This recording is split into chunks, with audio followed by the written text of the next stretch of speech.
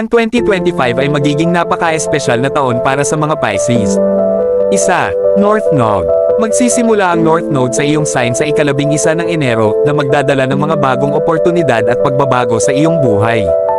Dalawa, Jupiter. Mula ika-9 ng Hunyo, papasok si Jupiter sa Cancer na magbibigay ng mas magandang pananaw sa buhay at sa iyong finances.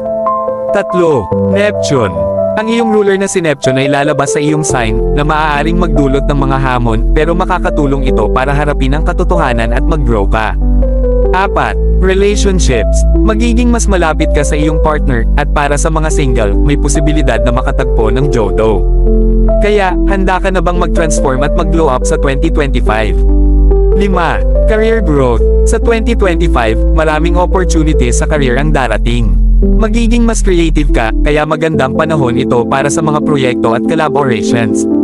6. Health. Kailangan mo ring bigyang pansin ang iyong kalusugan. Magandang mag-focus sa mental health at self-care routines para maging balanced ka. 7. Financial stability. Sa mga finances, magiging mas maingat ka.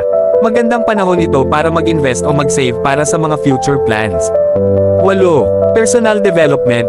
Magiging panahon ito para sa personal growth. Mag-explore ng mga bagong hobbies o interests na makakatulong sa iyong self-discovery.